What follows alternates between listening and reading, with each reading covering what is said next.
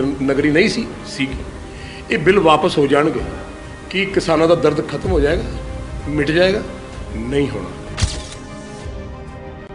मैं हुण गल कीती सी भी नवजोत सिंह सिद्धू की, मैं गल करदा तुसीं पंजाब वाले तुहानूं लीडर चाहिए, तुसीं जाके लै आओ, उहनूं जाके खड़ा करो उत्थे जलियांवाले बाग, खड़ा करो उहनूं हरमंदर साहब, खड़ा करो दरगाने मंदिर दे विच, खड़ा करो राम तीरथ के स्थान ते, खड़ा करो बाबा बुढ़ा जी दे कि खा सौ इत्थे कि तूं साडा लीडर है, सानूं नेरे छोर कोई नहीं दिखता, और तू कसम खा के तू जिथे भी रहे, जिहड़ी मर्जी पार्टी च रहे, पर तू किसानां दा हमायती होएगा तो तू इलैक्शन उन्हां नूं लड़ाएगा ਜਿਹੜੇ ਜ਼ਿਮੀਂਦਾਰ ਜਰਨੈਲ ਹੋਣਗੇ ਮੁੰਡੇ ਅੱਜ ਦੇ ਸੂਝਵਾਨ। ਉਹਨਾਂ ਦੀ ਫਸਲ ਉੱਥੇ ਸਟੋਰ ਕਰੋ, ਉਹ ਫਸਲ ਆਪਣੀ 2 ਸਾਲ ਨਹੀਂ ਦਿੰਦਾ ਭਾਈ, ਮੈਂ ਤਾਂ 10,000 ਨੂੰ ਕੁਇੰਟਲ ਦੇਣੀ ਹੈ ਕਣਕ, ਲੈਣੀ ਲਾਓ ਨਹੀਂ ਭੱਜ ਉੱਥੋਂ, ਚੀਜ਼ ਮੇਰੀ, ਬੀਜਾ ਮੈਂ, ਮਰਾਂ ਮੈਂ, ਤੇ ਤੁਸੀਂ ਕੌਣ ਹੁੰਦੇ ਹੋ ਭਾਈ MSP ਤੈਅ ਕਰਨਾ? ਤੁਸੀਂ ਕਹਿੰਦੇ ਹੋ ਕਰਪਸ਼ਨ ਹੈ, ਮੈਂ ਤੁਹਾਨੂੰ ਕਰਪਸ਼ਨ ਦੂਰ ਕਰਕੇ ਦਿੰਦਾ। ਇੱਕ ਪੁਲਿਸ ਅਫਸਰ ਜਿਵੇਂ ਆ ਬੈਠਾ, ਇਹਦੀ ਤਨਖਾਹ 2 ਲੱਖ ਰੁਪਈਆ ਹੋਣੀ ਚਾਹੀਦੀ ਹੈ, ਇਹਦੇ ਬੱਚੇ ਫ੍ਰੀ ਪੜ੍ਹਨੇ ਚਾਹੀਦੇ ਹੈ, ਇਹਨਾਂ ਦੀ ਮੈਡੀਕਲ ਫ੍ਰੀ ਹੋਣੀ ਚਾਹੀਦੀ ਹੈ। ਮੈਂ ਸ਼ਰਤ ਲਾ ਕੇ ਕਹਿਣਾ ਕਿ ਕੋਈ ਬੰਦਾ ਰਿਸ਼ਵਤ ਨਹੀਂ ਲਏਗਾ। ਤੁਸੀਂ ਉੱਥੇ ਮਾਲਾ ਫੇਰਦੇ ਫਿਰਦੇ ਹੋ ਸੈਂਟਰ ਵਾਲੇ ਹੋ, ਇਹ ਤੁਸੀਂ ਗਵਰਨਮੈਂਟ ਵਾਲੇ ਇੱਥੇ ਮਾਲਾ ਫੜੀ ਵੀ ਹੱਥ 'ਚ, ਤੁਸੀਂ ਕੀ ਕਰਦੇ ਪੋਲੀਟੀਕਲ ਲੈਵਲ ਦੇ ਵਿੱਚ? ਗੈਟ ਆਊਟ, ਚਲੋ ਬਾਹਰ ਸਾਰੇ। ਗਜਨੀ ਜਿਹੜਾ ਸੀ ਉਹ ਗਰਭਵਤੀ ਮਾਤਾ ਦੇ ਢਿੱਡ 'ਚ ਬਰਛਾ ਮਾਰ ਕੇ ਬੱਚਾ ਕੱਢ ਕੇ ਉਹਨੂੰ ਵੱਢ ਕੇ ਲਹੂ ਸ਼ਰਾਬ ਨਾਲ ਮਿਕਸ ਕਰਕੇ ਪੀਆ ਕਰਦਾ ਸੀ। ਇਹ ਤਾਂ ਜ਼ੁਲਮ ਸੀ, ਨਹੀਂ ਪਤਾ ਤਮੂਰ ਨੇ ਕੀ ਕੀਤਾ, ਨਹੀਂ ਪਤਾ ਕਿਉਂ ਗੁਰੂ ਗੋਬਿੰਦ ਸਿੰਘ ਜੀ ਨੂੰ ਫਿਰ ਸਿੱਖੀ ਸੱਜਣੀ ਪਈ, ਇਹ ਵੀ ਸੁਣਾਈ। ਹਰੀ ਸਿੰਘ ਨਲੂਏ, ਜਨਰਲ ਜ਼ੋਰਾਵਰ ਸਿੰਘ ਦੀਆਂ ਗੱਲਾਂ ਸੁਣਾਈਆਂ, ਜਿੱਥੇ ਅੱਜ ਵੀ ਗਰਭਵਤੀ ਮਾਤਾ ਜਾ ਕੇ ਕਸਮ ਖਾਂਦੀ ਹੈ ਤਿੱਬਤ 'ਚ ਉਹਦੀ ਸਮਾਧ ਤੇ ਕਿ ਮੇਰੇ ਘਰ ਜੇ ਸ਼ੇਰ ਜੰਮੇ ਤਾਂ ਜਨਰਲ ਜ਼ੋਰਾਵਰ ਸਿੰਘ ਵਰਗਾ ਜੰਮੇ। ਲੇਕਿਨ ਉਸਦਾ ਇਫੈਕਟ ਐਸਾ ਹੋਇਆ ਕਿ ਕਣਕਵਾਲ ਦੇ ਵਿੱਚ ਜਦ ਮੈਂ 7ਵੀਂ ਰੈਲੀ ਕਰ ਰਿਹਾ ਸੀ, 70,000 ਬੰਦਾ ਸੀ ਤੇ 50,000 ਆ ਨੌਜਵਾਨ ਖੜਾ ਸੀ, ਤੇ ਜਦ ਮੈਂ ਬੋਲ ਰਿਹਾ ਸੀ ਐ ਕਰਕੇ ਦੇਖ ਰਹੇ ਸੀ ਵੀ ਸਾਡਾ ਬਾਬਾ ਬੋਲ ਕੀ ਰਿਹਾ, ਔਰ ਮੈਂ ਲਾਹਨਤਾਂ ਪਾ ਰਿਹਾ ਸੀ। ਸ਼ਰਮ ਕਰੋ, ਮੈਂ ਕਿਹਾ ਜ਼ਿੰਦਗੀ ਦੇ ਵਿੱਚ ਤੁਹਾਡੇ ਬਜ਼ੁਰਗਾਂ ਦੀ, ਤੁਹਾਡੇ ਦਾਦਿਆਂ ਦੀ, ਪੜਦਾਦੇ ਦੀ ਪੱਗਾਂ ਰੋਲਦੀਆਂ ਇਹਨਾਂ ਨੇ, ਤੇ ਮੈਂ ਕਿਹਾ ਤੁਸੀਂ ਕਰਕੇ ਪਟੇ ਜੇ ਤਾਂ ਨੂੰ, ਕਦੇ ਤੁਰੇ ਫਿਰਦੇ ਕੈਨੇਡਾ, ਕਦੇ ਅਮਰੀਕਾ, ਕਦੇ ਕਿਤੇ ਕਦੇ ਕਿਤੇ, ਤੇ ਘਰ ਦੀ ਧਰਤੀ ਛੱਡਤੀ, ਆਪਣੀ ਦਾਦੀ ਵੀ ਛੱਡਤੀ, ਮਾਂ ਵੀ ਛੱਡਤੀ, ਤੇ ਇਹਨੂੰ ਦੱਸ ਕੌਣ ਸੰਭਾਲੂਗਾ? ਮੇਰੇ ਕਾ ਬੁੱਢਾ ਮਰ ਜੂ 10 ਸਾਲ ਨੂੰ, ਉਹ ਇਹਨਾਂ ਦੇ ਹਿੱਕ 'ਚ ਲੱਗੀ ਬੜੀ ਜ਼ੋਰ। ਸਤਿ ਸ਼੍ਰੀ ਅਕਾਲ ਜੀ, ਮੈਂ ਭੁਪਿੰਦਰ ਗਰੇਵਾਲ ਡੇਲੀ ਪੋਸਟ ਵਿੱਚ ਤੁਹਾਡਾ ਸਵਾਗਤ ਹੈ ਜੀ। ਅੱਜ ਬੰਗੇ ਵਿਖੇ ਸ਼ਹੀਦ ਆਜ਼ਮ ਸਰਦਾਰ ਭਗਤ ਸਿੰਘ, ਰਾਜਗੁਰੂ ਸੁਖਦੇਵ ਦੇ ਸ਼ਹੀਦੀ ਸਮਾਗਮ ਮੌਕੇ ਕਿਸਾਨ ਮਜ਼ਦੂਰ ਏਕਤਾ ਮਹਾਸਭਾ ਹੋ ਰਹੀ ਹੈ ਜੀ ਦਾਣਾ ਮੰਡੀ ਦੇ ਵਿੱਚ, ਔਰ ਇਸ ਸੰਦਰਭ ਦੇ ਵਿੱਚ ਮਸ਼ਹੂਰ ਐਕਟਰ ਯੋਗਰਾਜ ਸਿੰਘ ਜੀ ਇੱਥੇ ਹਿੱਸਾ ਲੈਣ ਆਏ ਆ। ਉਹਨਾਂ ਤੋਂ ਅਸੀਂ ਪੁੱਛਦੇ ਹਾਂ ਵੀ ਕਿਸ ਤਰ੍ਹਾਂ ਦਾ ਇੱਥੇ ਲੱਗਿਆ ਔਰ ਕੀ ਰਣਨੀਤੀ ਹੈ ਜੀ ਅੱਗੇ। ਸੋ ਯੋਗਰਾਜ ਜੀ, ਡੇਲੀ ਪੋਸਟ ਪੰਜਾਬੀ ਤੁਹਾਡਾ ਸਵਾਗਤ ਹੈ ਜੀ। ਸਤਿ ਸ਼੍ਰੀ ਅਕਾਲ। ਯੋਗਰਾਜ ਸਿੰਘ ਸੁਪੁੱਤਰ ਸ਼ਹੀਦ ਬਾਬਾ ਦੀਪ ਸਿੰਘ ਜੀ ਦੀ ਫਤਿਹ ਸਾਰੇ ਕਬੂਲ ਕਰਿਓ। ਵਾਹਿਗੁਰੂ ਜੀ ਕਾ ਖਾਲਸਾ, ਵਾਹਿਗੁਰੂ ਜੀ ਕੀ ਫਤਿਹ। ਹਾਂਜੀ ਪਿਆਰੇ, ਇਹ ਕਿੱਦਾਂ ਲੱਗ ਰਿਹਾ ਜੀ, ਜਿਵੇਂ ਅੱਜ ਜਿਹੜੀ ਲੋਕਾਂ ਦੇ ਕਹਿਣ ਮੁਤਾਬਕ ਜਿਹੜੇ ਕਿਸਾਨ ਆਗੂ ਨੇ ਅੱਗੇ ਦਿੱਲੀ ਛੱਡ ਕੇ, ਉਹ ਕਹਿੰਦੇ ਜੀ ਇਹਨਾਂ ਨੂੰ ਇੱਥੇ ਤਾਂ ਰੈਲੀਆਂ ਕਰਨੀਆਂ ਪੈ ਰਹੀਆਂ ਨੇ, ਤਾਂ ਲੋਕਾਂ ਦਾ ਸਹਾਰਾ ਲੈਣਾ ਪੈ ਰਿਹਾ ਵੀ 26 ਜਨਵਰੀ ਦੇ ਬਾਅਦ 'ਚੋਂ ਕਿਤੇ ਨਾ ਕਿਤੇ ਇਸ ਅੰਦੋਲਨ ਨੂੰ ਧੱਕ ਵੱਜੀ। ਤੁਸੀਂ ਇਹਦੇ ਬਾਰੇ ਕੀ ਕਹਿੰਦੇ? ਨਹੀਂ, ਗਲਤ ਗੱਲ। ਦੇਖੋ, ਦਿੱਲੀ ਜਿਹੜਾ ਅੰਦੋਲਨ ਚੱਲ ਰਿਹਾ ਉਹ ਚੱਲ ਰਿਹਾ, ਔਰ ਅੰਦੋਲਨ ਉੱਤੇ ਥੱਲੇ ਹੁੰਦੇ ਰਹਿੰਦੇ, ਐਵੇਂ ਲੋਕਾਂ ਦੀ ਕਹਾਣੀਆਂ ਹੁੰਦੀਆਂ, ਸਿਆਸਤਦਾਨਾਂ ਦੀਆਂ ਗੱਲਾਂ ਹੁੰਦੀਆਂ, ਵਿੱਚ ਬੰਦੇ ਵੜ ਕੇ ਭੇਜ ਦਿੰਦੇ, ਕੁਛ ਐਸਾ ਨਹੀਂ ਹੋ ਰਿਹਾ। ਲੇਕਿਨ ਜਿੱਥੇ ਤੱਕ ਮੇਰਾ ਆਪਣਾ ਜ਼ਾਤੀ ਤਾਲੁਕ ਹੈ, ਅੱਜ ਦਾ ਦਿਹਾੜਾ ਬਹੁਤ ਵੱਡਾ ਦਿਹਾੜਾ ਜਿਹਦੀ ਆਪਾਂ ਗੱਲ ਕਰੀਏ। ਸਰਦਾਰ ਆਜ਼ਮ, ਸ਼ਹੀਦ ਆਜ਼ਮ, ਇਸ ਧਰਤੀ ਦਾ ਲਾਲ ਭਗਤ ਸਿੰਘ ਜੀ, ਉਹਦੀ ਗੱਲ ਕਰੋ ਤੱਕ ਛੰਝੂ ਆ ਜਾਂਦਾ। ਸੁਖਦੇਵ ਸਿੰਘ ਜੀ, ਰਾਜਗੁਰੂ, ਚੰਦਰ ਸ਼ੇਖਰ ਆਜ਼ਾਦ, ਤਮਾਮ ਇਹ ਲੋਕ ਸ਼ਹੀਦ ਜਿਨ੍ਹਾਂ ਨੇ ਹਿੰਦੁਸਤਾਨ ਦੀਆਂ ਜੰਜੀਰਾਂ ਨੂੰ ਤੋੜਿਆ, ਕੱਟਿਆ। ਮੈਂ ਉਹਨਾਂ ਨੂੰ ਆਪਣੀ ਸ਼ਰਧਾਂਜਲੀ ਪੇਸ਼ ਕਰਨਾ ਹੈ। ਮੈਂ ਕੁਝ ਨਹੀਂ ਕਰ ਸਕਦਾ, ਸਿਰਫ ਅੱਖ ਬੰਦ ਕਰਕੇ ਅਕਾਲ ਪੁਰਖ ਨਾਲ ਕਨੈਕਟ ਹੋ ਕੇ ਇਹਨਾਂ ਦੀ ਰੂਹਾਂ ਨਾਲ ਗੱਲਾਂ ਕਰ ਸਕਦਾ ਵੀ ਇਹ ਨਾ ਸਮਝਿਓ ਕੋਈ ਹੈ ਨਹੀਂ, ਇੱਕ ਗੁਰੂ ਦਾ ਲਾਲ ਹੋਕਾ ਦਿੰਦਾ ਫਿਰਦਾ ਹੈ, ਜ਼ਰੂਰ ਇਹ ਟਾਈਮ ਆਊਗਾ। ਦੂਜੀ ਗੱਲ, ਜਿਹੜਾ ਤੁਸੀਂ ਸਵਾਲ ਕੀਤਾ, ਅੰਦੋਲਨ ਜਾਰੀ ਹੈ, ਅੰਦੋਲਨ ਚੱਲਦੇ ਰਹਿੰਦੇ ਨੇ। ਅੰਦੋਲਨ ਗੋਰਿਆਂ ਦੇ ਖਿਲਾਫ ਸ਼ੁਰੂ ਹੋਇਆ ਸੀ ਤਾਂ ਕਿੰਨੀ ਦੇਰ ਚੱਲਦਾ ਰਿਹਾ, ਠੀਕ ਹੈ। ਮਹਾਤਮਾ ਗਾਂਧੀ ਜਵਾਨੀ 'ਚ ਆਇਆ ਸੀ, ਬੁੱਢਾ ਹੋ ਗਿਆ, ਸਾਰੇ ਨਾਲ ਲੱਗ ਕੇ, ਸਾਰਿਆਂ ਨੇ ਇਕੱਠੇ ਹੋ ਕੇ ਇਸ ਦੇਸ਼ ਨੂੰ ਆਜ਼ਾਦ ਕਰਾਇਆ। ਇਹ ਅੰਦੋਲਨ ਵੀ ਸੱਚਾਈ ਦਾ ਅੰਦੋਲਨ ਹੈ, ਗੁਰੂ ਮਹਾਰਾਜ ਵਿੱਚ ਬੈਠਾ ਨਿਰੰਕਾਰ ਦੇ ਹੁਕਮ ਨਾਲ, ਗੁਰੂ ਪੀਰਾਂ ਦੇ ਸਦਕੇ ਹੋ ਰਿਹਾ ਉਹ ਧਰਤੀ ਜਿੱਥੇ ਪਰਚਾ ਗੱਡਿਆ ਗਿਆ। ਪਰ ਇੱਕ ਸਵਾਲ ਮੈਂ ਤੁਹਾਨੂੰ ਕਰਨਾ ਚਾਹੁੰਦਾ, ਕਿ ਇਹ ਬਿੱਲਾਂ ਦੇ ਆਉਣ ਤੋਂ ਪਹਿਲਾਂ ਕਿਸਾਨ ਸੁਖੀ ਸੀ, खुश सी, कोई खुदकशी नहीं सी हो रही। ਉਹਨਾਂ ਦੇ ਜੀਵਨ ਦੇ ਵਿੱਚ ਹਨੇਰ ਨਗਰੀ ਨਹੀਂ ਸੀਗੀ। ਇਹ ਬਿੱਲ ਵਾਪਸ ਹੋ ਜਾਣਗੇ, ਕੀ ਕਿਸਾਨਾਂ ਦਾ ਦਰਦ ਖਤਮ ਹੋ ਜਾਏਗਾ, ਮਿਟ ਜਾਏਗਾ? ਨਹੀਂ ਹੋਣਾ। ਕਿਸਾਨ ਨੂੰ ਉਭਾਰਨਾ ਤਾਂ ਕਿਵੇਂ ਉਭਾਰਨਾ? ਉਭਾਰਨਗੇ ਤਾਂ, ਉੱਭਰਨਗੇ ਤਾਂ ਜੇ ਤੁਸੀਂ ਆਪ ਸੱਤਾ ਦੇ ਵਿੱਚ ਆਓਗੇ। ਤਾਕਤ ਤੋਂ ਬਗੈਰ ਕੁਝ ਨਹੀਂ, ਪੋਲੀਟੀਕਲ ਸਿਸਟਮ ਬਗੈਰ ਨਾ ਦੇਸ਼ ਚੱਲੇ ਨਾ ਸਟੇਟ ਚੱਲੇ। ਲੇਕਿਨ ਉੱਥੇ ਬੰਦੇ ਇਹੋ ਜਿਹੇ ਚਾਹੀਦੇ ਨੇ ਜਿਹੜੇ ਕਸਮਾਂ ਖਾਣ। ਮੈਂ ਹੁਣ ਗੱਲ ਕੀਤੀ ਸੀ ਵੀ ਨਵਜੋਤ ਸਿੰਘ ਸਿੱਧੂ ਦੀ, ਮੈਂ ਗੱਲ ਕਰਦਾ, ਤੁਸੀਂ ਪੰਜਾਬ ਵਾਲਾ, ਤੁਹਾਨੂੰ ਲੀਡਰ ਚਾਹੀਦਾ, ਤੁਸੀਂ ਜਾ ਕੇ ਲੈ ਆਓ, ਉਹਨੂੰ ਜਾ ਕੇ ਖੜਾ ਕਰੋ ਉੱਥੇ ਜਲਿਆਂਵਾਲੇ ਬਾਗ, ਖੜਾ ਕਰੋ ਉਹਨੂੰ ਹਰਿਮੰਦਰ ਸਾਹਿਬ, ਖੜਾ ਕਰੋ ਦਰਗਾਹ ਮੰਦਿਰ ਦੇ ਵਿੱਚ, ਖੜਾ ਕਰੋ ਰਾਮ ਤੀਰਥ ਦੇ ਸਥਾਨ 'ਤੇ, ਖੜਾ ਕਰੋ ਬਾਬਾ ਬੁੱਢਾ ਜੀ ਦੇ, ਕਿ ਖਾਸ ਹੋਂ ਇੱਥੇ ਕਿ ਤੂੰ ਸਾਡਾ ਲੀਡਰ ਹੈ, ਸਾਨੂੰ ਹਨੇਰੇ 'ਚ ਹੋਰ ਕੋਈ ਨਹੀਂ ਦਿਖਦਾ, ਔਰ ਤੂੰ ਕਸਮ ਖਾ ਕੇ ਤੂੰ ਜਿੱਥੇ ਵੀ ਰਹੇ, ਜਿਹੜੀ ਮਰਜ਼ੀ ਪਾਰਟੀ 'ਚ ਰਹੇ, ਪਰ ਤੂੰ ਕਿਸਾਨਾਂ ਦਾ ਹਮਾਇਤੀ ਹੋਏਗਾ ਅਤੇ ਤੂੰ ਇਲੈਕਸ਼ਨਾਂ ਉਹਨਾਂ ਨੂੰ ਲੜਾਏਗਾ ਜਿਹੜੇ ਜ਼ਿਮੀਂਦਾਰ ਜਰਨੈਲ ਹੋਣਗੇ, ਮੁੰਡੇ ਅੱਜ ਦੇ ਸੂਝਵਾਨ। ਜਦ ਤੱਕ ਤੁਹਾਡੇ ਕੋਲ ਸੱਤਾ ਨਹੀਂ ਹੋਊਗੀ, ਜਦ ਤੁਹਾਡੇ ਕੋਲ ਸੱਤਾ ਆਊਗੀ, ਤੁਸੀਂ ਨਵਾਂ ਸੂਰਜ ਚੜਾਓਗੇ। ਫਿਰ ਜਿਹੜੀਆਂ ਨੀਤੀਆਂ ਤੁਸੀਂ ਬਣਾਈਆਂ ਨੇ, ਜਿੱਦਾਂ ਸਪੋਜ਼ ਕਾਰਪੋਰੇਸ਼ਨਸ ਨੇ, ਕਾਰਪੋਰੇਸ਼ਨਾਂ ਜ਼ਿਮੀਂਦਾਰਾਂ ਦੇ ਹੱਥ ਦਿਓ। ਇਹ ਕੀ ਕਹਿੰਦਾ, for the people ਬਾय the people government ਹੈ ਨਾ, ਅੰਗਰੇਜ਼ੀ ਦੀ ਬੜੀ ਕਹਾਵਤ ਹੈ, ਇਹ ਬਸ ਕਹਾਵਤ ਹੀ ਰਹਿ ਗਈ ਹੈ। ਜੇ ਜ਼ਿਮੀਂਦਾਰਾਂ ਦੀ ਗੌਰਮੈਂਟ ਬਣਨੀ ਹੈ, ਸੱਤਾ ਆਉਣੀ ਹੈ, ਤੇ ਫਿਰ ਕਾਰਪੋਰੇਸ਼ਨਾਂ ਵੀ ਉਹਨਾਂ ਦੀਆਂ, ਫਿਰ ਗੋਦਾਮ ਵੀ ਜ਼ਿਮੀਂਦਾਰਾਂ ਵਾਸਤੇ ਬਣਾਓ ਨਾ, ਉਹਨਾਂ ਦੀ ਫਸਲ ਉੱਥੇ ਸਟੋਰ ਕਰੋ। ਉਹ ਫਸਲ ਆਪਣੀ 2 ਸਾਲ ਨਹੀਂ ਦਿੰਦਾ ਭਾਈ, ਮੈਂ ਤਾਂ 10,000 ਨੂੰ ਕੁਇੰਟਲ ਦੇਣੀ ਹੈ ਕਣਕ, ਲੈਣੀ ਹੈ, ਲਾਉਣੀ, ਭੱਜ ਉੱਥੋਂ, ਚੀਜ਼ ਮੇਰੀ, ਬੀਜਾ ਮੈਂ, ਮਰਾਂ ਮੈਂ, ਤੇ ਤੁਸੀਂ ਕੌਣ ਹੁੰਦੇ ਹੋ ਭਾਈ MSP ਤੈਅ ਕਰਨ ਵਾਲੇ? ਦੂਜੀ ਗੱਲ। ਤੀਜੀ ਗੱਲ, ਪ੍ਰਾਈਵੇਟੇਸ਼ਨ ਨਹੀਂ ਕਰਨੀ, ਗੌਰਮੈਂਟ ਦੇ ਅੰਡਰ ਸਭ ਕੁਝ ਹੋਣਾ ਚਾਹੀਦਾ।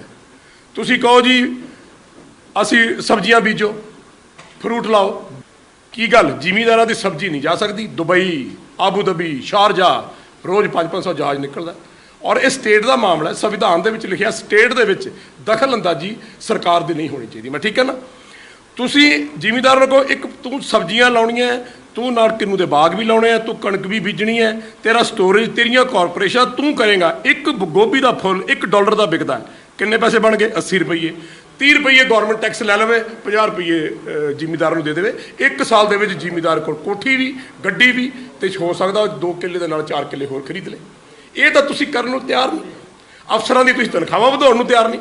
ਮਿਲਟਰੀ ਵਾਲਿਆਂ ਦੀ ਤੁਸੀਂ ਜਿਹੜੀਆਂ ਪੈਨਸ਼ਨ ਨੇ ਉਹ ਘਟਾਤੀਆਂ। ਤੁਸੀਂ ਕਹਿੰਦੇ ਹੋ ਕਰਪਸ਼ਨ ਹੈ, ਮੈਂ ਤੁਹਾਨੂੰ ਕਰਪਸ਼ਨ ਦੂਰ ਕਰਕੇ ਦਿੰਦਾ। ਇੱਕ ਪੁਲਿਸ ਅਫਸਰ ਜਿਵੇਂ ਆ ਬੈਠਾ, ਇਹਦੀ ਤਨਖਾਹ 2 ਲੱਖ ਰੁਪਈਆ ਹੋਣੀ ਚਾਹੀਦੀ ਹੈ, ਇਹਦੇ ਬੱਚੇ ਫ੍ਰੀ ਪੜ੍ਹਨੇ ਚਾਹੀਦੇ ਹੈ, ਇਹਨਾਂ ਦੀ ਮੈਡੀਕਲ ਫ੍ਰੀ ਹੋਣੀ ਚਾਹੀਦੀ ਹੈ। ਮੈਂ ਸ਼ਰਤ ਲਾ ਕੇ ਕਹਿੰਦਾ ਕਿ ਕੋਈ ਬੰਦਾ ਰਿਸ਼ਵਤ ਨਹੀਂ ਲਏਗਾ। 10-10, 20-20 ਹਜ਼ਾਰ ਦੇ ਵਿੱਚ ਘਰ ਚੱਲਦੇ। ਸੋ ਪਰਾਗ ਬਣਾਓ, ਤਨਖਾਹਾਂ ਵਧਾਓ। ਓਏ ਆਪਣੇ ਤੁਸੀਂ ਨਾ ਜਿਹੜੇ ਭਰੀ ਜਾਂਦੇ ਹੋ ਦਾਦੇ ਪੋਤੇ ਪੜਪੋਤਿਆਂ ਵਾਸਤੇ, ਇਹ ਖਾਨਦਾਨ ਦੀ ਰੀਤ ਚਲੀ ਆ ਰਹੀ ਹੈ ਕਿ ਤੂੰ CM, ਤੇਰਾ ਮੁੰਡਾ ਵੀ CM, ਤੇਰਾ ਪੋਤਾ ਵੀ CM, ਤੇਰੀ ਨੂੰਹ ਵੀ CM, ਤੇ ਤੇਰੇ ਲਾਗੀ ਵੀ CM, ਉਹ ਵੀ ਮੰਤਰੀ। ਇਹ ਕਿਹੜੀ ਕਿਤਾਬ 'ਚ ਲਿਖਿਆ? ਸੋ ਮੈਂ ਇਸ ਗੱਲ ਨੂੰ ਤਾਂ ਕਹਿੰਦਾ, ਅੱਜ ਵੀ ਜਥੇਬੰਦੀਆਂ ਨੂੰ ਮੈਂ ਬੇਨਤੀ ਕੀਤੀ ਹੈ ਕਿ ਹੱਥ ਜੋੜ ਕੇ ਬੇਨਤੀ ਹੈ, ਇਹ ਗੱਲ ਨਾ ਕਿਆ ਕਰੋ ਜੀ ਅਸੀਂ ਜੀ ਇਲੈਕਸ਼ਨ ਲੜਨੀ ਹੈ, ਕਿ ਫਿਰ ਕਰਦੇ ਕੀ ਫਿਰਦੇ ਹੋ? ਫਿਰ ਤੁਸੀਂ ਕਰਾਉਣਾ ਤੁਹਾਤੋਂ ਕੀ? ਤੁਸੀਂ ਕਹੋ ਅਸੀਂ 32 ਜਥੇਬੰਦੀਆਂ, 32 MLA, 117 ਜੋ 32 ਕੱਢੋ, ਕਿੰਨੇ ਰਹਿ ਗਏ? ਲਿਆਓ ਨੌਜਵਾਨ, ਲਿਆਓ ਜਰਨੈਲ, ਸਾਰੇ ਜਾ ਕੇ ਦਰਗਾਹ ਮੰਦਿਰ ਕਸਮ ਖਾਓ, ਹਰਿਮੰਦਰ ਸਾਹਿਬ ਕਸਮ ਖਾਓ, ਰਾਮ ਤੀਰਥ ਕਸਮ ਖਾਓ, ਸਾਰੇ ਦੇ ਸਾਰੇ, ਕਿ ਜੇ ਅਸੀਂ 1 ਰੁਪਈਏ ਦੀ ਬੇਈਮਾਨੀ ਕਰੀਏ, ਅਸੀਂ ਰੱਬਾ ਸਾਡਾ ਸਿਰ ਵੱਟ ਕੇ ਇੱਥੇ ਨੀਜੇ ਤੇ ਟੰਗ ਦਿੱਤਾ ਜਾਵੇ। ਇਹ ਕਸਮ ਨਾ ਖਾਓ, ਵਚਨ ਦਿਓ। ਕਸਮ ਤਾਂ ਲੋਕੀ ਗੁੱਟ ਕੇ ਹੱਥ ਚੱਕ ਕੇ ਝੂਠ ਬੋਲੀ ਜਾਂਦੇ ਆ। ਸੋ ਆ ਮੈਂ ਗੱਲ ਕਰਦਾ, ਜਿਹੜੀ ਸਾਡੀ CRPF ਹੈ, ਮਿਲਟਰੀ ਹੈ, ਤੁਸੀਂ ਇਹਨਾਂ ਦੀ ਤਨਖਾਹਾਂ ਵਧਾਓ। ਤੇ 1 ਮਿੰਟ, ਤੁਸੀਂ ਖਿਆਲ ਕਰੋਗੇ ਆਪ ਹੀ ਵਿਸ਼ਾਲ ਕੰਮ ਆ ਜੂਗਾ। ਨੌਜਵਾਨ ਨੇ ਉਹ ਦੇ ਕੈਨੇਡਾ, ਦੇ ਅਮਰੀਕਾ, ਤੇ ਆਸਟ੍ਰੇਲੀਆ ਕੀ ਕਰਨ? ਨੌਕਰੀਆਂ ਨਹੀਂ। ਮੈਂ ਨੌਜਵਾਨਾਂ ਨੂੰ ਅੱਗੇ ਤੋਰਦਾ, ਮੈਂ ਨੌਜਵਾਨਾਂ ਦੀ ਫੌਜ ਬਣਾਉਣਾ ਕਿ ਆਪਾਂ ਜ਼ਿਮੀਂਦਾਰੀ ਵੀ ਕਰਨੀ ਹੈ, ਪੜ੍ਹਨਾ ਵੀ ਹੈ, IAS ਅਫਸਰ ਵੀ ਬਣਨਾ, PCS ਅਫਸਰ ਬਣਨਾ। ਕਿਉਂ? ਜੱਟ ਦਾ ਮੁੰਡਾ ਪੜ੍ਹ ਕੇ PCS ਅਫਸਰ ਕਿਉਂ ਨਹੀਂ ਬਣ ਸਕਦਾ? IAS ਅਫਸਰ ਕਿਉਂ ਨਹੀਂ ਬਣ ਸਕਦਾ? ਮੰਤਰੀ ਕਿਉਂ ਨਹੀਂ ਬਣ ਸਕਦਾ? ਹੈ ਜੀ, CM ਕਿਉਂ ਨਹੀਂ ਬਣ ਸਕਦਾ? ਜ਼ਿਮੀਂਦਾਰ ਦਾ ਮੁੰਡਾ ਕੋਈ ਪੋਲੀਟੀਕਲ ਸਿਸਟਮ ਦੇ ਵਿੱਚ ਪਾਓ, ਕੋਈ ਇੱਧਰ ਪਾਓ, ਪੜ੍ਹਾਓ ਉਹਨਾਂ ਨੂੰ। ਸੋ ਮੇਰੇ ਖਿਆਲ ਨਾਲ ਜੇ ਇਸ ਤਰ੍ਹਾਂ ਆਪਾਂ ਕਰਾਂਗੇ ਤਾਂ ਹੀ ਕਰਾਂਗੇ ਜੇ ਸਾਡੇ ਕੋਲ ਸੱਤਾ ਹੋਊਗੀ, ਪਾਵਰ ਹੋਊਗੀ। ਮੈਂ ਠੀਕ ਕਹਿ ਰਿਹਾ? ਵਿਦਆਊਟ ਪਾਵਰ ਆਪਾਂ ਕਹਦੇ ਆ। ਲੇਕਿਨ ਜੇ ਹੁਣ ਸੱਤਾ ਇਹਨਾਂ ਦੇ ਕਿਸੇ ਦੇ ਹੱਥ ਚਲੀ ਗਈ, ਮੈਂ ਤੁਹਾਨੂੰ ਲਿਖ ਕੇ ਦੇ ਦੇਣਾ, ਤੁਹਾਡਾ ਹਾਲ ਯਹੂਦੀ ਵਰਗਾ ਕਰ ਦੇਣਗੇ। ਉਹ ਕਰੇ ਨਾ ਕਰੇ, ਜਿਹੜਾ ਉੱਥੇ ਬੈਠਾ ਤਾਂ ਡਰਦਾ ਪੰਜਾਬੀਆਂ ਤੋਂ ਬਹੁਤ, ਲੇਕਿਨ ਇਹ ਆਪਦੀ ਮਾਰ ਦੇਣਗੇ। ਮੈਂ ਤੋਂ ਲਿਖ ਕੇ ਲੈ ਪਰ ਜੇ ਤੁਹਾਡੀ ਗੱਲ ਆਪਾਂ ਇਹ ਮੰਨ ਕੇ ਚੱਲੀਏ ਜੀ ਵੀ ਜਿਹੜੇ ਕਿਸਾਨ ਆਗੂ ਆ ਇਹਨਾਂ ਨੂੰ ਮੋਹਰੀ ਹੋ ਕੇ ਇਲੈਕਸ਼ਨ ਵੀ ਲੜਨੇ ਚਾਹੀਦੇ ਆ, ਸਰਕਾਰਾਂ ਬਣਾਉਣੇ ਚਾਹੀਦੀਆਂ ਤਾਂ ਕਿ ਆਪਣੇ ਫੈਸਲੇ ਆਪ ਕਰ ਸਕਣ, ਪਰ ਇਹ ਤਾਂ ਚਾਹੇ ਵਿਰੋਧੀ ਧਿਰ ਆ ਤੇ ਚਾਹੇ ਮੌਜੂਦਾ ਸਰਕਾਰ ਆ ਚਾਹੇ ਸੈਂਟਰ ਦੀ, ਉਹ ਤਾਂ ਅੱਗੇ ਹੀ ਕਹਿੰਦੇ ਆ ਵੀ ਇਹ ਪੋਲੀਟੀਕਲ ਮੋਟਿਵ, ਇਹ ਪੋਲੀਟੀਕਲ ਸਾਰੀ ਗੇਮ ਆ ਜੀ, ਉਹਨਾਂ ਦੀ ਮੋਟਿਵ ਦੇ ਨਾਲ ਇੱਥੇ ਆਏ ਨੇ ਤਾਂ ਇਹ ਬੈਠੇ ਨੇ ਤਾਂ ਇਹ ਕਰਦੇ ਨੇ। ਤੁਸੀਂ ਉੱਥੇ ਮਾਲਾ ਫੇਰਦੇ ਫਿਰਦੇ ਹੋ ਸੈਂਟਰ ਵਾਲੇ ਹੋ, ਇਹ ਤੁਸੀਂ ਗਵਰਨਮੈਂਟ ਵਾਲੇ ਇੱਥੇ ਮਾਲਾ ਫੜੀ ਵੀ ਹੱਥ 'ਚ, ਤੁਸੀਂ ਕੀ ਕਰਦੇ ਪੋਲੀਟੀਕਲ ਲੈਵਲ ਦੇ ਵਿੱਚ? ਗੈਟ ਆਊਟ, ਚਲੋ ਬਾਹਰ ਸਾਰੇ, ਠੀਕ ਹੈ ਨਾ? ਤੁਸੀਂ ਇਹ ਗੱਲ ਜ਼ਿਮੀਂਦਾਰਾਂ ਨੂੰ ਕਹਿ ਸਕਦੇ ਹੋ, ਜਥੇਬੰਦੀਆਂ ਨੂੰ ਕਹਿ ਸਕਦੇ ਹੋ, ਕੀ ਗੱਲ ਤੁਸੀਂ ਉੱਤੋਂ ਆਏ ਹੋ, ਤੁਸੀਂ ਬਾਲੇ ਹੋ ਕਿ ਤੁਸੀਂ ਸੀਐਮ ਬਣਨਾ, ਤੁਸੀਂ ਪ੍ਰਧਾਨ ਬਣਨਾ, ਤੁਸੀਂ ਪ੍ਰਾਈਮ ਮਿਨਿਸਟਰ ਬਣਨਾ? ਕਿਉਂ ਬਈ ਇਹ ਕਿਉਂ ਨਹੀਂ ਕਰ ਸਕਦੇ? ਕਿਹੜੀ ਕਿਤਾਬ 'ਚ ਲਿਖਿਆ? ਮੈਂ ਕਹਿੰਦਾ ਪੋਲੀਟੀਕਲ ਸਿਸਟਮ ਜਿਹੜਾ ਹੈ for the people ਬਾय the people, ਇਹਨਾਂ ਦਾ ਹੋਣਾ ਚਾਹੀਦਾ, ਔਰ ਜਦ ਹੋਊਗਾ ਨਵਾਂ ਸੂਰਜ ਆਪੇ ਚੜੂਗਾ। ਉਹ ਬੇਈਮਾਨ ਗੱਦਾਰ ਤਾਂ ਜਗ੍ਹਾ ਜਗ੍ਹਾ ਨੇ, ਲੇਕਿਨ ਕੁਛ ਤਾਂ ਰੱਬ ਨੇ ਸਿਤਾਰੇ ਪੈਦਾ ਕੀਤੇ ਇਸ ਧਰਤੀ ਨੂੰ ਸੰਭਾਲਣ ਵਾਸਤੇ, ਤਾਂ ਹੀ ਤੁਰੇ ਫਿਰਦਾ ਪ੍ਰਮੰਡ। ਤੇ ਜੇ ਗੱਲ ਕੀਤੀ ਜਾਵੇ ਜੀ ਸ਼ਹੀਦ ਆਜ਼ਮ ਸਰਦਾਰ ਭਗਤ ਸਿੰਘ ਦੀ, ਆਪਾਂ ਗੱਲ ਕਰਦੇ ਹਾਂ, ਜਿਹੜੀ ਉਹਨਾਂ ਦੀ ਸੋਚ ਸੀ, ਤੁਹਾਨੂੰ ਲੱਗਦਾ ਵੀ ਇਹ ਸੋਚ ਅੱਗੇ ਤੁਰ ਰਹੀ ਹੈ? ਕਿਉਂਕਿ ਨੌਜਵਾਨ ਤਾਂ ਕਿਸੇ ਹੋਰ ਪਾਸੇ ਨੂੰ ਜਾ ਰਿਹਾ ਜੀ। ਆਪਾਂ ਸਿਰਫ 23 ਮਾਰਚ ਨੂੰ ਇਹਨਾਂ ਨੂੰ ਆਪਾਂ ਯਾਦ ਕਰ ਲੈਣਾ, ਅੱਗੇ ਪਿੱਛੇ ਆਪਾਂ ਇਹਨਾਂ ਦਾ ਕਦੇ ਇਹਨਾਂ ਦਾ ਨਾਂ ਤੇ ਨਹੀਂ ਲੈਂਦੇ। ਤੁਸੀਂ ਮੇਰੇ ਪੰਜਾਬ ਦੇ ਨੌਜਵਾਨਾਂ ਦੇ ਤੌਹਮਤ ਨਾਲ ਜੇ ਦੁਬਾਰਾ ਲਾਇਓ, ਆਪਾਂ ਉੱਠ ਕੇ ਚਲੇ ਜਾਵਾਂਗੇ ਤੁਹਾਡੇ ਤੋਂ ਵੀਡੀਓ। ਪਹਿਲੀ ਗੱਲ, ਅੱਜ ਤੋਂ 9 ਮਹੀਨੇ ਪਹਿਲਾਂ ਜਦ ਮੈਂ ਪਹਿਲੀ ਰੈਲੀ ਕੀਤੀ ਸੀ ਮੋਗੇ, ਉਦੋਂ ਰਾਹੁਲ ਗਾਂਧੀ ਵੀ ਆਇਆ ਸੀ। ਉਹਨੇ ਟਰੈਕਟਰ ਰੈਲੀ ਜਾਣ ਕੇ ਰੱਖ ਲਈ ਵੀ ਇਹ ਹੁਣ ਪਤਾ ਨਹੀਂ ਕੀ ਬੋਲੂਗਾ। ਚਲੋ, ਕਿਉਂਕਿ ਉਹਦੇ ਚਾਚੇ ਨਾਲ ਬਥੇਰੇ ਮੇਰੇ ਸੰਬੰਧ ਰਹੇ, ਉਹ ਬੰਦਾ ਚੰਗਾ ਜਰਨੈਲ ਸੀ। ਮੈਂ ਬੋਲਿਆ, ਆਹ ਜਿਹੜੀ ਖੜੀ ਹੈ ਸਾਡੀ ਜਵਾਨੀ, ਇਹਨਾਂ ਦੇ ਹੱਥ 'ਚ ਟੈਲੀਫੋਨ ਸੀਗੇ, ਮੇਰੇ ਵੱਲ ਦੇਖ ਕੇ ਨਾ ਬਾਬਾ ਪਤਾ ਨਹੀਂ ਕੀ ਬੋਲੀ ਜਾਂਦਾ, ਤੁਰ ਗਿਆ ਇੱਧਰ ਨੂੰ, ਤੁਰ ਗਿਆ ਉੱਧਰ ਨੂੰ, ਤੁਰ ਗਿਆ। ਬੰਦੇ ਰਹਿ ਗਏ ਜੀ ਉੱਥੇ 50 ਪੰਡਾਲ 'ਚ। ਮੈਂ ਕਿਹਾ ਯਾਰ ਮੈਂ ਕਿਹੜੇ ਪੱਲੇ ਕੀ ਕੱਖ। ਮੈਂ ਬਾਬਾ ਜੀ ਕੋਲ ਗਿਆ, ਮੈਂ ਕਿਹਾ ਮਹਾਰਾਜ ਤੁਹਾਡਾ ਹੁਕਮ ਬਜਾ ਕੇ ਮੈਂ ਗਿਆ ਸੀ, ਤੇ ਇੱਥੇ ਤਾਂ ਸੁਣਦੇ ਨਹੀਂ ਮੇਰੀ ਗੱਲ। ਉਹ ਕਹਿੰਦੇ ਬੁਲੰਦ ਆਵਾਜ਼ 'ਚ ਬੋਲ ਜੋ ਤੂੰ ਬੋਲਣਾ।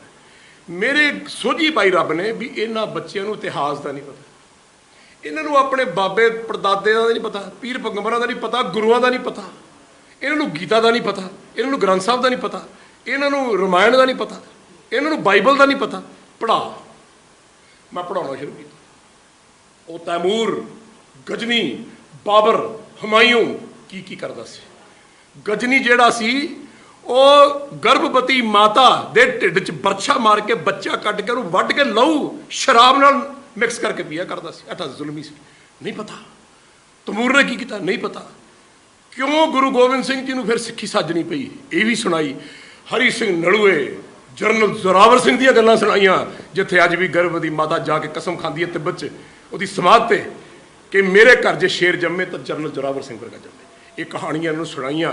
ਇਹ ਵੀ ਸੁਣਾਈਆਂ ਕਿ ਬਾਨੋ ਵਰਗੀ ਕੁੜੀ ਨੂੰ ਜਦ ਹਰੀ ਸਿੰਘ ਨਲੂਏ ਨਾਲ ਗੱਲਬਾਤ ਹੋਈ ਤਾਂ ਉਹਨੇ ਉਹਨੂੰ ਆਪਣੀ ਮਾਂ ਬਣਾਇਆ। ਕਿਸ ਤਰ੍ਹਾਂ ਬਣਾਇਆ? ਉਹਦਾ ਪੁੱਤਰ ਬਣਿਆ। ਲੇਕਿਨ ਉਸਦਾ ਇਫੈਕਟ ਐਸਾ ਹੋਇਆ ਕਿ ਕਣਕਵਾਲ ਦੇ ਵਿੱਚ ਜਦ ਮੈਂ 7ਵੀਂ ਰੈਲੀ ਕਰ ਰਿਹਾ ਸੀ, 70,000 ਬੰਦਾ ਸੀ ਤੇ 50,000 ਆ ਨੌਜਵਾਨ ਖੜਾ ਸੀ। ਤੇ ਜਦ ਮੈਂ ਬੋਲ ਰਿਹਾ ਸੀ ਐਂ ਕਰਕੇ ਦੇਖ ਰਹੇ ਸੀ ਵੀ ਸਾਡਾ ਬਾਬਾ ਬੋਲ ਕੀ ਰਿਹਾ, ਔਰ ਮੈਂ ਲਾਹਨਤਾਂ ਪਾ ਰਿਹਾ ਸੀ। ਸ਼ਰਮ ਕਰੋ, ਮੈਂ ਕਿਹਾ ਜ਼ਿੰਦਗੀ ਦੇ ਵਿੱਚ ਤੁਹਾਡੇ ਬਜ਼ੁਰਗਾਂ ਦੀ, ਤੁਹਾਡੇ ਦਾਦਿਆਂ ਦੀ, ਪੜਦਾਦੇ ਦੀ ਪੱਗਾਂ ਰੋਲਦੀ ਇਹਨਾਂ ਨੇ, ਤੇ ਮੈਂ ਕਿਹਾ ਤੁਸੀਂ ਕਰਕੇ ਪਟੇ ਜੇ ਤਾਂ ਨੂੰ ਕਦੇ ਤੁਰੇ ਫਿਰਦੇ ਕੈਨੇਡਾ, ਕਦੇ ਅਮਰੀਕਾ, ਕਦੇ ਕਿਤੇ ਕਦੇ ਕਿਤੇ, ਤੇ ਘਰ ਦੀ ਧਰਤੀ ਛੱਡਤੀ, ਆਪਣੀ ਦਾਦੀ ਵੀ ਛੱਡਤੀ, ਮਾਂ ਵੀ ਛੱਡਤੀ, ਤੇ ਇਹਨੂੰ ਦੱਸ ਕੌਣ ਸੰਭਾਲੂਗਾ? ਮੇਰੇ ਕਾ ਬੁੱਢਾ ਮਰ ਜੂ 10 ਸਾਲ ਨੂੰ। ਉਹ ਇਹਨਾਂ ਦੇ ਹਿੱਕ 'ਚ ਲੱਗੀ ਬੜੀ ਜ਼ੋਰ। ਉੱਠੇ ਜਦ 26 ਤਰੀਕ ਆਈ, ਉਦੋਂ ਮੈਨੂੰ 3-4 ਮਹੀਨੇ ਹੋ ਗਏ ਸੀ। ਮੈਂ ਘਰੇ ਬੈਠਾ, ਮੇਰਾ ਸੀਨਾ ਫਟ ਗਿਆ। ਮੈਂ ਕਿਹਾ ਬਾਬਾ ਜੀ ਮੈਂ ਕੰਮ ਕਰਿਆ, ਮੈਨੂੰ ਨਹੀਂ ਪਤਾ ਕੀ ਹੋਣਾ, ਤੁਸੀਂ ਹੋਕਾ ਦੇਣਾ ਦੇਤਾ। ਲੇਕਿਨ ਸਵਾਦ ਉਦਣ ਆਇਆ, ਇੱਕ ਜਥੇਬੰਦੀ ਨਹੀਂ ਲੈ ਗਏ ਦਿੱਲੀ ਦੇ ਬਾਰਡਰ ਤੱਕ, ਇਹ ਸ਼ੰਭੂ ਬਾਰਡਰ ਤੋਂ ਆ ਨੌਜਵਾਨਾਂ ਨੇ, ਆ ਮੁੰਡਾ ਹੁਣ ਵੀ ਪਤਾ ਨਹੀਂ ਤੰਦਰਪਾਲ ਹੈ ਕਿ ਨਹੀਂ ਹੈ ਇੱਥੇ ਗੁਰਦਾਸਪੁਰ ਦਾ, ਆਨੇ ਚੱਕ ਬੈਰੀਅਰ ਪੁਲਿਸ ਅੱਗੇ ਲਾ ਲਈ। ਲੇਕਿਨ ਮੁੰਡਿਆਂ ਨੇ ਕੀ ਆਖਿਆ, ਕਿਸੇ ਪੁਲਿਸ ਵਾਲੇ ਦੇ ਹੱਥ ਨਹੀਂ ਚੁੱਕਣਾ, ਇਹਨੂੰ ਲਾਠੀਆਂ ਮਾਰਨ ਦੇ ਇਹਨਾਂ ਦਾ ਕੰਮ ਹੈ, ਅਸੀਂ ਉੱਥੇ ਜਾਣਾ ਸਾਡਾ ਕੰਮ ਹੈ। ਕੀ ਹੋਇਆ 26-27 ਨੂੰ? ਮੈਂ ਕਿਹਾ ਮਹਾਰਾਜ ਸ਼ੁਕਰ ਹੈ, ਐਡਾ ਹੋਕਾ ਦਿੱਤਾ, ਜਾਨ ਨਿਕਲ ਗਈ, ਸਰੀਰ ਛਰਣੀ ਹੋ ਗਿਆ, ਲੇਕਿਨ ਕੀ ਹੋਇਆ, ਜਵਾਨੀ ਕਾਇਮ ਹੋ ਗਈ। ਦੂਜੀ ਗੱਲ ਜਿਹੜੀ ਤੁਸੀਂ ਤੌਹਮਤ ਲਾਈ ਹੈ, ਉਹ ਜਵਾਨ ਅੱਜ ਵੀ ਇੱਥੇ ਬੈਠੇ ਸੀ ਔਰ ਰੈਲੀਆਂ 'ਚ ਮੈਨੂੰ ਮਿਲਦੇ ਨੇ, ਦਿੱਲੀ ਵੀ ਬੈਠੇ ਸੀ, ਕਿਸੇ ਨੇ ਅੱਖ ਭਰ ਕੇ ਕਿਸੇ ਧੀ ਭੈਣ ਵੱਲ ਨਹੀਂ ਦੇਖਿਆ। ਇਹ ਸ਼ਾਬਾਸ਼ ਹੈ ਤੁਹਾਡੇ ਜਵਾਨੀ ਪੰਜਾਬ ਦੀ। ਅੱਜ ਵੀ ਮੈਂ ਜਦ ਤੁਰਦਾ, ਮੈਨੂੰ ਧੀਆਂ ਭੈਣਾਂ ਕਹਿੰਦੀਆਂ, ਯੋਗਰਾਜ ਸਿੰਘ ਪੁੱਤਰ ਸਾਡਾ ਪਿਓ, ਤੂੰ ਸਾਨੂੰ ਨਾ ਸੜਕ ਤੇ ਇਕੱਲਾ ਚੱਲਣ ਲਾਤਾ, ਸਾਨੂੰ ਪੁਲਿਸ ਵਾਲੇ ਦੀ ਲੋੜ ਨਹੀਂ ਪੈਂਦੀ। ਕਿਉਂ? ਕਿਉਂਕਿ ਉਹਦੇ ਰਖਵਾਲੇ ਪੈਦਾ ਹੋ ਗਏ। ਵੱਡੀ ਮਾਂ ਬਰਾਬਰ ਦੀ ਭੈਣ, ਛੋਟੀ ਧੀ, ਇਹ ਹੋਕਾ ਦਿੱਤਾ ਸੀ, ਸੁਣਿਆ? ਇਹਨਾਂ ਨੇ ਆਪਣੇ ਹਜਮਾਇਆ। ਅੱਜ ਪੰਜਾਬ ਦੀ ਜਵਾਨੀ ਜਿਹੜੀ ਹੈ ਉਹੋ ਜਿਹੀ ਹੋ ਗਈ ਜਿਹੜੀ 40 ਸਾਲ ਪਹਿਲਾਂ ਮੈਂ ਦੇਖਦਾ ਸੀ। ਪਰ ਜੇ ਤੁਹਾਡੀ ਗੱਲ ਹੀ ਮੰਨੀਏ ਜੀ ਵੀ ਜਿਵੇਂ ਤੁਸੀਂ ਕਿਹਾ ਵੀ ਮੇਰੀ ਗੱਲ ਮੰਨੋ ਨਾ ਮੰਨੋ, ਮੈਂ ਤਾਂ ਹੋਕਾ ਦੇਣਾ ਟਿਕਾ ਕੇ। ਨਹੀਂ ਜਿਵੇਂ ਹਾਂਜੀ ਇੱਥੇ ਸਟਾਮ ਲਿਖਾਉਣਾ ਵੀ ਮੰਨੀ ਕਿ ਨਹੀਂ ਮੰਨੀ। ਨਹੀਂ ਨਹੀਂ ਮਤਲਬ ਤੁਸੀਂ ਹੋਕਾ ਦਿੱਤਾ ਜੀ, ਤੁਸੀਂ ਇਹਨਾਂ ਨੂੰ ਐਜੂਕੇਟ ਕੀਤਾ, ਪਰ ਜਿਹੜੀ ਇਹਨਾਂ ਨੂੰ ਐਜੂਕੇਸ਼ਨ ਸਕੂਲੋਂ ਮਿਲਣੀ ਚਾਹੀਦੀ ਆ ਉਹ ਆਪਾਂ ਨੂੰ ਬਾਹਰ ਆ ਕੇ ਦੇਣੀ ਪੈਂਦੀ ਆ। ਸਕੂਲਾਂ ਦੇ ਵਿੱਚ ਇਹ ਮਿਥਿਹਾਸ ਕਿਉਂ ਪੜਾਇਆ ਜਾਂਦਾ, ਇਹਨਾਂ ਨੂੰ ਇਦਾਂ ਨਹੀਂ ਇਦਾਂ ਕਿਉਂ ਧਰਮ ਤੋਂ ਦੂਰ ਕੀਤਾ ਜਾਂਦਾ? ਲਓ ਤੁਹਾਨੂੰ ਮੈਂ ਸਵਾਲ ਪੁੱਛ ਦਿੰਦਾ, ਤੁਸੀਂ ਜਵਾਬ ਦੇ ਦਿਓ। ਤੁਸੀਂ ਸਕੂਲ 'ਚ ਪੜ੍ਹੇ ਹੋ? ਉੱਥੇ ਆਰਤੀ ਹੁੰਦੀ ਸੀ? ਨਹੀਂ ਹੁੰਦੀ ਸੀ। ਮੈਂ ਸਕੂਲ 'ਚ ਪੜ੍ਹਿਆ ਜਿੱਥੇ ਸਵੇਰੇ ਆਰਤੀ ਹੋਇਆ ਕਰਦੀ ਸੀ, ਅੱਧਾ ਘੰਟਾ ਮਹਾਭਾਰਤ ਦੀ ਰਾਮਾਇਣ ਦੀ ਗੱਲ ਚੱਲਦੀ ਸੀ, ਗੁਰੂਆਂ ਪੀਰਾਂ ਦੀ ਗੱਲ ਚੱਲਦੀ ਸੀ, 45 ਮਿੰਟ ਫੇਰ ਸ਼ੁਰੂ ਹੁੰਦਾ ਸੀ ਸਕੂਲ। ਕਿਹਨੇ ਬੰਦ ਕੀਤਾ? ਜਿਹੜੇ ਧਰਮ ਦੇ ਠੇਕੇਦਾਰ ਆ, ਇਹਨਾਂ ਨੇ ਬੰਦ ਕੀਤਾ। ਉਹ ਸਕੂਲ ਦੇ ਵਿੱਚ ਗੁਰੂ ਭਾਵਾਂ ਕੁੱਟ ਲੈਂਦਾ ਸੀ ਸ਼ਿష్ਯ ਨੂੰ ਸੋਟੀਆਂ ਨਾਲ। ਤੁਸੀਂ ਵੀ ਖਾਧੀਆਂ ਹੋਣਗੀਆਂ, ਮੈਂ ਬਹੁਤ ਖਾਧੀਆਂ, ਲੇਕਿਨ ਉਸ ਗੁਰੂ ਦੇ ਅੱਜ ਵੀ ਪੈਰੀ ਹੱਥ ਲਾਉਂਦੇ। ਉਹ ਕਿਹਨੇ ਬਦਲਿਆ? ਸਿਆਸਤਦਾਨਾਂ ਨੇ। ਇਸ ਸਮਾਜ ਨੂੰ ਗੰਦਾ, ਰੁੱਖਾ, ਖੋਖਲਾ ਕਿਹਨੇ ਕੀਤਾ ਹੈ? ਲੀਡਰਾਂ ਨੇ, ਪਾਰਟੀਬਾਜ਼ੀ ਨੇ। ਪਾਰਟੀਆਂ ਸਭ ਚੰਗੀਆਂ ਨੇ, ਪਾਰਟੀ ਦੇ ਵਿੱਚ ਰਹਿਣ ਵਾਲੇ ਲੋਕ ਤੇ ਚੰਗੇ ਮਾੜੇ ਹੋ ਸਕਦੇ ਆ। ਗੁਰੂ ਸਾਹਿਬ ਨੇ ਆਖਿਆ ਆਦਮੀ ਚੰਗਾ ਤੇ ਮਾੜਾ, ਪਾਪੀ ਤੇ ਗੁਣੀ ਹੋ ਸਕਦਾ ਹੈ। ਪਾਪੀ ਨੂੰ ਨਹੀਂ ਮਾਰਨਾ, ਉਹਦੇ ਅੰਦਰ ਦਾ ਪਾਪ ਮਾਰਨਾ। ਪਾਪ ਕਿਵੇਂ ਮਰੂਗਾ? ਜਦ ਗ੍ਰੰਥਾਂ ਦੀ ਸਿੱਖਿਆ, ਜਦ ਟੀਚਰ ਪੜ੍ਹਾਉਣਗੇ। ਟੀਚਰ ਆਪ ਕਰਪਟ ਨੇ, ਟੀਚਰ ਆਪ ਇਹੋ ਜਿਹੇ ਨੇ। ਤੁਸੀਂ ਹਸਪਤਾਲ ਚਲੇ ਜਾਓ, ਡਾਕਟਰ ਨਕਲਾਂ ਮਾਰ ਕੇ ਡਾਕਟਰ ਬਣੇ ਨੇ, ਨਕਲਾਂ ਮਾਰ ਕੇ ਸਿਫਾਰਿਸ਼ਾਂ ਨਾਲ ਤੁਸੀਂ ਅਫਸਰ ਬਣੇ ਹੋ, ਤੇ ਤੁਸੀਂ ਸਮਾਜ ਦਾ ਕੀ ਸੁਧਾਰ ਕਰਨਾ ਹੈ? ਮੇਰਾ ਮੁੰਡਾ, ਮੈਂ ਹੋਵਾਂ CM, ਮੈਂ ਹੋਵਾਂ ਮੰਤਰੀ, ਮੇਰੇ ਮੁੰਡੇ ਦੀ ਹੋਵੇ ਇੰਟਰਵਿਊ, ਜਾਂ ਲਾਈਨ 'ਚ ਖੜ ਕੇ ਆਪਣੀ ਇੰਟਰਵਿਊ ਦੇ, ਜੇ ਉਹਦਾ ਜੋਗਾ ਹੈਗਾ ਇਹਨੂੰ ਸਿਲੈਕਟ ਕਰੋ, ਨਹੀਂ ਬਾਹਰ ਕੱਢ ਦਿਓ। ਲੇਕਿਨ ਨਹੀਂ, ਇੱਥੇ ਆਪ ਦੇ ਘਰ, ਆਪ ਦੇ ਫੁੱਫੜ, ਆਪ ਦੇ ਚਾਚੇ, ਆਪ ਦੀਆਂ ਮਾਸੀਆਂ, ਉਹਨਾਂ ਦੇ ਕਹੋ ਹੈ ਜੀ, ਉਹ ਤੁਸੀਂ ਉਹਨਾਂ ਵਾਸਤੇ ਸਭ ਕੁਝ ਬਣਾ ਰੱਖਿਆ, ਇਸ ਕਰਕੇ ਇਹ ਹਾਲ ਹੋਇਆ। ਲੇਕਿਨ ਹੁਣ ਮੈਂ ਤਾਂ ਅੱਜ ਫੇਰ ਹੋਕਾ ਦੇ ਕੇ ਚੱਲਿਆ ਤੁਹਾਡੇ ਨਾਲ ਗੱਲਬਾਤ ਕਰਕੇ, ਲੇਕਿਨ ਮੈਨੂੰ ਯਕੀਨ ਹੈ, ਮੈਂ ਗੁਰੂ ਨੂੰ ਆਖਿਆ, ਮੈਂ ਕਿਹਾ ਮੇਰੀ ਪੱਗ ਤੇਰੇ ਹੱਥ, ਤੂੰ ਚਰਨਾਂ 'ਚ ਮੈਨੂੰ ਭੇਜਿਆ ਸੀ ਇਹਨਾਂ ਦੇ, ਇਹ ਸੰਭਾਲੀ ਤੂੰ। ਉਹ ਕਹਿੰਦਾ ਤੂੰ ਫਿਕਰ ਨਾ ਕਰ, ਦੇਖ ਕੇ ਜਾ ਕੇ ਹੁੰਦਾ ਕੀ ਹੈ। ਨਵਜੋਤ ਸਿੰਘ ਸਿੱਧੂ ਦੀ ਗੱਲ ਮੈਂ ਕਰਦਾ, ਮੇਰੇ ਗੱਲ ਪੈਂਦੇ ਨੇ ਹੈ, ਮੈਂ ਦੁੱਗਣੀ ਚੜ੍ਹ ਕੇ ਗੱਲ ਕਰਦਾ। ਕਿਉਂ? ਤੁਹਾਨੂੰ ਡਰ ਕਿਉਂ ਲੱਗਦਾ ਉਹ ਤੋਂ? ਇਸ ਕਰਕੇ ਸੱਚਾ ਸੁੱਚਾ ਬੇਦਾਗ ਹੈ।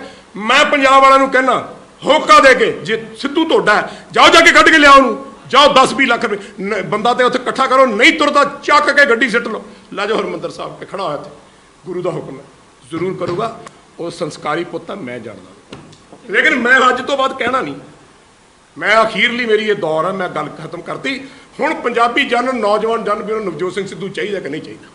ਤੇ ਜੇ 2022 ਦੀ ਇਲੈਕਸ਼ਨ ਦੀ ਗੱਲ ਕਰੀਏ ਜੀ, ਕਿਉਂਕਿ ਮੁੜਖੜ ਲੋਕ ਇੱਕ ਬੋਤਲ ਜਾਂ ਇੱਕ ਕਿਸੇ ਵੀ ਚੀਜ਼ ਪਿੱਛੇ 500 ਰੁਪਏ ਪਿੱਛੇ ਵੋਟਾਂ ਪਾ ਦਿੰਦੇ ਆ, ਇਸ ਵਾਰ ਤੁਸੀਂ ਇਹੋ ਜਿਹਾ ਕੀ ਮੈਸੇਜ ਦੇਣਾ ਚਾਹੋਗੇ ਵੀ ਲੋਕ ਇਹ ਭੁੱਲਣ ਔਰ ਸਰਕਾਰਾਂ ਉਹ ਬਣਾਉਣ ਜਿਹੜੀਆਂ ਕਿਸੇ ਦੇ ਕੰਮ ਹੋਣ? ਜਿਸ ਤਰ੍ਹਾਂ ਤੁਸੀਂ ਕਿਹਾ ਵੀ ਆਗੂ ਚੁਣੇ ਜਾਣ, ਕਿਸਾਨ ਆਗੂਆਂ 'ਚ ਹੋਵੇ, ਨੌਜਵਾਨ ਵਰਗ 'ਚ ਹੋਵੇ, ਕੀ ਮੈਸੇਜ ਦੋ? ਮੈਂ ਗੱਲਾਂ ਕਰਦਾ ਰਿਹਾ ਪਹਿਲਾਂ ਵੀ ਸਟੇਜ ਤੇ, ਮੈਂ ਕਿਹਾ ਇਹ ਜਿਹੜਾ ਸਮਾਂ ਲਿਆਂਦਾ ਤੁਸੀਂ ਲਿਆਂਦਾ, ਜਿੰਨੇ ਬੈਠੇ ਹੁੰਦੇ ਸ਼ਰਾਬ ਦੀ ਬੋਤਲ, ਫੀਮ ਖਾ ਕੇ, ਭੁੱਕੀ ਖਾ ਕੇ, ਚੱਲ ਵੋਟ ਬਾਪੂ ਕਿੱਥੇ ਪਾਉਣੀ, ਕੋਈ ਪਤਾ ਨਹੀਂ ਵੋਟ ਕਿੱਥੇ ਪਈ ਹੈ। ਤੇ ਫਿਰ ਆਹੀ ਹਾਲ ਹੋਣਾ ਸੀ। ਪਤਾ ਸਿਆਸਤਦਾਨ ਕੀ ਕਹਿੰਦੇ ਨੇ ਪੰਜਾਬ ਬਾਰੇ? ਉਹ ਇਹਨਾਂ ਦਾ ਕੀ ਹੈ, ਇਹ ਤਾਂ ਲੰਡੂ ਬਾਂਦਰ ਨੇ। ਅਤੇ ਸੁਣੋ ਸਹੀ, ਬੋਲ ਕੀ ਰਹੇ ਨੇ ਇਹ? ਮੈਂ ਉਹਨੂੰ ਪੁੱਛੂੰਗਾ, ਇਹ ਦੱਸੂਗਾ ਕਿਸ ਬੰਦੇ ਨੇ ਕਹੀ ਹੈ, ਜਿਹਨੇ ਟੱਸਾ ਮਾ ਨਹੀਂ ਆਇਆ। ਇਹਨਾਂ ਦਾ ਕੀ ਹੈ? ਉਹ ਤਾਂ ਜਿਹੋ ਜਿਹੇ ਹੈਗੇ, ਕੱਲ੍ਹ ਨੂੰ ਫੇਰ ਸਵਾਲਾ ਕੋਈ ਗੱਲ ਨਹੀਂ, ਪਲੋਸ ਲਾਂਗੇ। ਇਹਨਾਂ ਦਾ ਕੀ ਹੈ? ਇਹ ਪੰਜਾਬ ਦੇ ਲੋਕਾਂ ਨੂੰ ਇਹ ਸਮਝਦੇ ਆ। ਮੈਂ ਪੰਜਾਬ ਦੇ ਲੋਕਾਂ ਨੂੰ ਪੁੱਛਣਾ ਚਾਹੁੰਦਾ ਕਿ ਤੁਸੀਂ ਆਪਣੇ ਆਪ ਨੂੰ ਵਿਚਾਰਾ ਕਿਉਂ ਕਹਾਉਂਦੇ ਹੋ? ਤੁਸੀਂ ਆਪਣੀ ਵੋਟ ਤੇ ਆਪਣਾ ਲੀਡਰ ਆਪ ਚੁਣੋ। ਤੁਹਾਡੇ ਪਿੰਡ 'ਚੋਂ ਖੜਾ ਕਰੋ ਕਿਸੇ ਬੰਦੇ ਨੂੰ, ਚੱਲ ਵੀ ਇਹਨੂੰ ਇਲੈਕਸ਼ਨ ਲੜਾਉਣੀ ਹੈ। ਤੇ ਸਵਾਦ ਤਾਂ ਹੈ ਕਿ ਇਲੈਕਸ਼ਨ ਲੜਨ ਲਈ 1 ਰੁਪਈਆ ਨਾ ਲੱਗੇ, ਸਾਫ਼ ਸੁਥਰੀ ਲੋਕੀ ਵੋਟ ਪਾ ਕੇ ਆਪਣੀ ਸਰਕਾਰ ਬਣਾ ਲੈਣ। ਸਿੰਪਲ। ਹੁਣ ਜੇ ਉਹ ਨਹੀਂ ਕਰਦੇ, ਇਹਨਾਂ ਦੀ ਮਰਜ਼ੀ। ਉਹ ਕਹਿੰਦਾ ਮੈਂ ਤਾਂ ਕਹਿ ਚੱਲਿਆ ਅੱਗੇ ਤੇਰੇ ਭਾਗ ਲੱਛੀਏ। ਜੇ ਨਹੀਂ ਕਰਨਗੇ ਤਾਂ ਫਿਰ ਪੰਜਾਬ ਦਾ ਹਾਲ ਜਿਹੜਾ ਅੱਜ ਹੈ, ਜਾਂ ਹਿੰਦੁਸਤਾਨ ਦਾ ਹਾਲ ਜਿਹੜਾ ਅੱਜ ਹੈ, ਉਸ ਤੋਂ ਬੱਤਰ ਹੀ ਹੋਣਾ। ਤੁਹਾਨੂੰ ਪਤਾ ਕਿ ਯਹੂਦੀਆਂ ਨੂੰ ਇਟਲੀ 'ਚੋਂ ਕਿਉਂ ਕੱਢਿਆ? ਕਿਉਂਕਿ ਨਹੀਂ ਸੀ ਹਟਦੇ, ਆਪਸ 'ਚ ਲੜਦੇ ਸੀ। ਤੂੰ ਫਲਾਨਾ, ਤੂੰ ਧਮਕਾ, ਜਿਵੇਂ ਪ੍ਰੈਸ ਵਾਲੇ ਹੁਣੇ ਲੜ ਪਏ ਸੀ ਆਪਸ 'ਚ, ਠੀਕ ਹੈ, ਮਸਾ ਮਨਾਇਆ, ਤੁਸੀਂ ਉੱਥੇ ਪਤਾ ਨਹੀਂ ਸੀਗੇ ਕਿ ਨਹੀਂ ਸੀਗੇ। ਉਹ ਲੜੇ ਫਟੇ, ਬਜ਼ੁਰਗਾਂ ਨੇ ਹੱਥ ਜੋੜ ਲਏ, ਇਕੱਠੇ ਰਹੋ। ਉਹਨਾਂ ਨੂੰ ਆਹ ਮਾਰਿਆ ਕੱਢ ਕੇ ਬਾਹਰ, ਠੀਕ ਹੈ ਜੀ, ਇਜ਼ਰਾਈਲ 'ਚੋਂ ਬਾਹਰ ਕੱਢੇ। 1000 ਸਾਲ ਲੱਗੇ ਯਹੂਦੀਆਂ ਨੂੰ ਇਕੱਠੇ ਹੋ ਕੇ, ਇੱਕ ਦੂਜੇ ਨਾਲ ਵਿਆਹ, ਇੱਕ ਦੂਜੇ ਨਾਲ ਭਾਈਚਾਰਾ ਬਣਾ ਕੇ ਉਹਨਾਂ ਨੇ ਜਾ ਕੇ ਇਜ਼ਰਾਈਲ ਨੂੰ 1000 ਸਾਲ ਬਾਅਦ ਦੁਬਾਰਾ ਫਤਿਹ ਕੀਤਾ। ਮੈਂ ਨਹੀਂ ਚਾਹੁੰਦਾ ਪੰਜਾਬ ਦਾ ਇਹ ਹਾਲ ਹੋਵੇ, ਕਿਉਂਕਿ ਪੰਜਾਬੀ ਲੋਕ ਮਰ ਤਾਂ ਸਕਦੇ ਆ ਪਰ ਭੀਖ ਨਹੀਂ ਮੰਗ ਸਕਦੇ। ਧੰਨਵਾਦ। ਸੋ ਇਹ ਸਨ ਯੋਗਰਾਜ ਸਿੰਘ, ਜਿਨ੍ਹਾਂ ਨੇ ਬੜੀ ਹੀ ਬੇਬਾਕੀ ਨਾਲ ਆਪਣੀਆਂ ਗੱਲਾਂ ਰੱਖੀਆਂ ਔਰ ਨੌਜਵਾਨਾਂ ਨੂੰ ਇਹ ਉਹਨਾਂ ਨੇ ਟੀਚ ਕੀਤਾ ਵੀ ਜੇ ਤੁਸੀਂ ਕੁਝ ਕਰਨਾ ਚਾਹੁੰਦੇ ਹੋ, ਪੰਜਾਬ ਲਈ ਕੁਝ ਬਣਨਾ ਚਾਹੁੰਦੇ ਹੋ, ਤਾਂ ਤੁਸੀਂ ਮੋਢੇ ਨਾਲ ਮੋਢਾ ਲਾ ਕੇ ਤੁਰੋ, ਤਾਂ ਕਿ ਪੰਜਾਬ ਦੇ ਆਉਣ ਵਾਲੇ ਟਾਈਮ ਦੇ ਵਿੱਚ 2022 ਦੀਆਂ ਇਲੈਕਸ਼ਨਾਂ ਦੇ ਵਿੱਚ ਕੁਝ ਨਵਾਂ ਦੇਖਣ ਨੂੰ ਮਿਲੇ। ਸੋ ਕੈਮਰਾਮੈਨ ਦਰਸ਼ੀ ਦੇ ਨਾਲ ਭੁਪਿੰਦਰ ਗਰੇਵਾਲ, ਡੇਲੀ ਪੋਸਟ ਪੰਜਾਬੀ, ਬੰਗਾ। ਪਰ ਇੱਕ ਸਵਾਲ ਮੈਂ ਤੁਹਾਡੇ ਨਾਲ ਤੁਹਾਨੂੰ ਕਰਨਾ ਚਾਹੁੰਦਾ, ਕਿ ਇਹ ਬਿੱਲਾਂ ਦੇ ਆਉਣ ਤੋਂ ਪਹਿਲਾਂ ਕਿਸਾਨ ਸੁਖੀ ਸੀ, ਖੁਸ਼ ਸੀ, ਕੋਈ ਖੁਦਕੁਸ਼ੀ ਨਹੀਂ ਸੀ ਹੋ ਰਹੀ, ਉਹਨਾਂ ਦੇ ਜੀਵਨ ਦੇ ਵਿੱਚ ਅੰਧੇਰ ਨਗਰੀ ਨਹੀਂ